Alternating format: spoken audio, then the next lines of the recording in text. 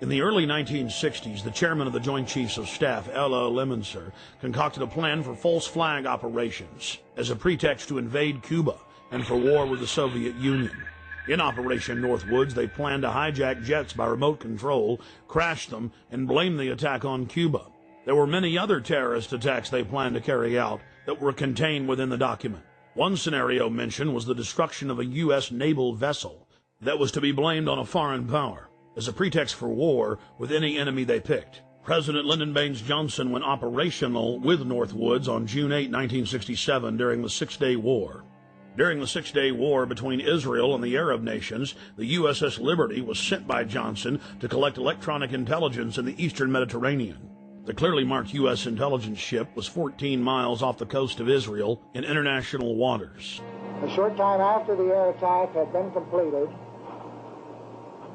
the 3 torpedo boats approached us from our starboard quarter at high speed and in an apparent torpedo launch attitude.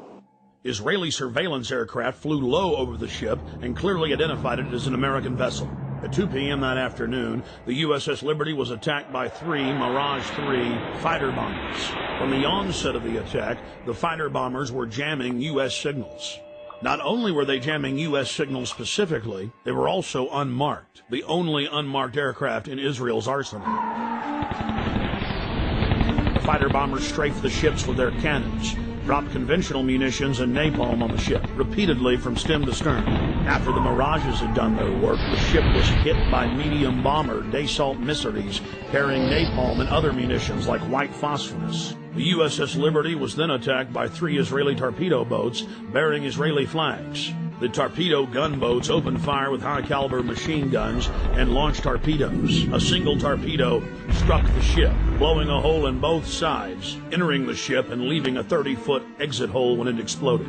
Then the torpedo boats began strafing life rafts in the water, an international war term. While all of this was happening, the oversized American flag flew clearly above the ship. The attack on the Liberty went on for hour after hour after hour.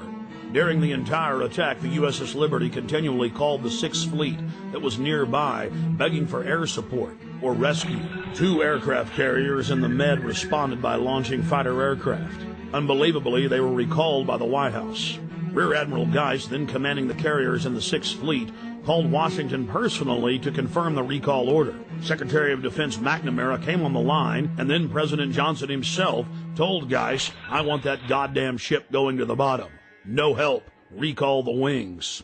Imagine being Admiral Geist begging the president to allow you to defend an American ship that's under attack and being told by him that he wants the ship going to the bottom. Despite the fact that the U.S. carriers withdrew their help, a Russian spy ship appeared and witnessed part of the attack. After 3 hours into the attack, the Israelis withdrew because there were witnesses, allowing the damaged USS Liberty to limp to safety. 40 years after the attack on the USS Liberty, we know exactly what happened. I've interviewed former chairman of the Joint Chiefs of Staff, Admiral Thomas Moore. I've interviewed the admirals that were on the line who heard what President Johnson said. I've even talked to the head JAG officer of the Navy who was ordered to falsify the reports and cover up what had really happened.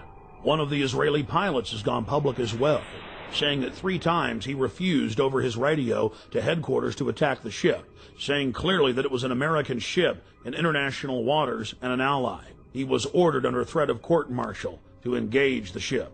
In a nutshell, this is what happened. President Johnson had personal control over the ship, parked it in the Mediterranean, made a backroom deal with Israel to attack it with an order to kill all aboard. Then the attack on the ship was to be blamed on Egypt. The U.S. would enter the war and take over the entire Middle East in the aftermath of the attack on the most highly decorated ship in U.S. history. The captain and his entire crew were told they would spend life in prison or be killed if they told anyone what happened. Captain William L. McGonigal was given the Congressional Medal of Honor in secret and told not to tell anyone that he had won the award.